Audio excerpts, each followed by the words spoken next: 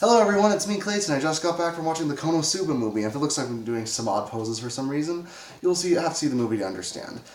But first, let's get to the actual film, shall we? Konosuba is probably one of the most beloved isekai series made in the modern era, and the adventures of Kazuma, Darkness, Megumin, and Aqua have enthralled fans for 2 whole seasons, and has had many wanting a third when it comes to us seeing the continuing adventures of these four. I mean, we got a continuation, sorta, with Isekai Quartet, but that was more of a crossover. This one isn't the third season we would have hoped for, but it definitely is more Konosuba in the best way possible. Let's get to the story, shall we? The story is, after a typical adventure gone wrong for our idiotic quartet, they're met by Megumin's rival Yun, who says that she needs their help to defend the village that she grew up in from the Demon King's forces.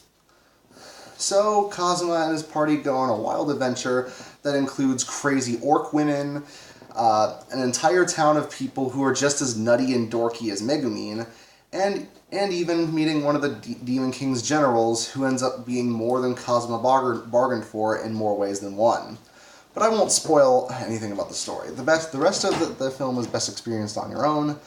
But let's just say, when it comes to matching the comedy and the energy of the previous Konosuba series, it surpasses that when it comes to its visual execution and the vocal performances by everyone involved.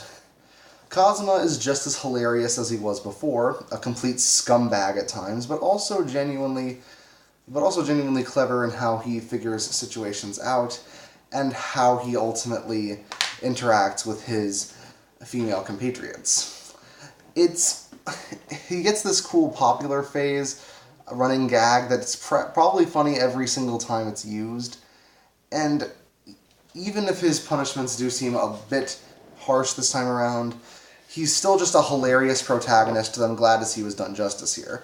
And the same could be said for Megumin, everyone's favorite explosion mage, who happens to be one of the central characters of the film. That we get to meet her family for the first time, Yui and Hoizaburo, who are practically as nutty as you'd expect, to the point where Hoizaburo looks like Jotaro Kujo, and it's just hilarious when it comes to all their interactions. She also has an adorable little sister called Koneko, and along with a very cute vocal performance from Ria Nanagawa, she's just a very fun character to watch, to the point where I kind of wish we had more of her and the rest of her family throughout most of the film. Aqua and Darkness don't get nearly as much time on the spotlight as Kazuma and Megumin do, but when they do pop up in the film, they still deliver their signature gags with such energy and such great visual execution that they get a laugh out of you every single time. Let's talk about the visuals, shall we? As this is a film budget from JC Staff, it happens to increase the comedic energy of the gags. The characters' facial expressions and reactions are just as good, if not better, than they are in the TV show. And the series' action scenes, which is something else that the series really excels at, are also done beautifully here, particularly during the climax. With that being said, there are, of course, some flaws with the film when it comes to a few things. First of all, the way it's structured does make it sort of feel like a 3-episode long arc of the TV show rather than a feature film. Visually, it looks the best the series has ever been, but on a story-wise, it really could have fit like 3 episodes of the TV show and putting it into one movie, which is a problem with a lot of TV shows of this type. But if you don't mind that, this shouldn't be a problem.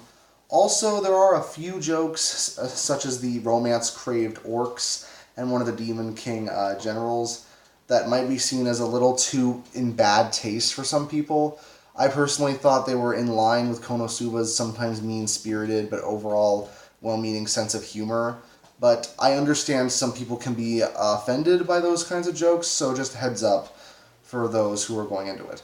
Despite that, though, Konosuba Legend of the Crimson is basically everything you'd want from a continuation of Konosuba, and it gets you to really fall in love with these characters once again, while also expanding the world for possible adventures to come. And because of that, I give Konosuba Legend of the Crimson an 8.5 out of 10. See you next time.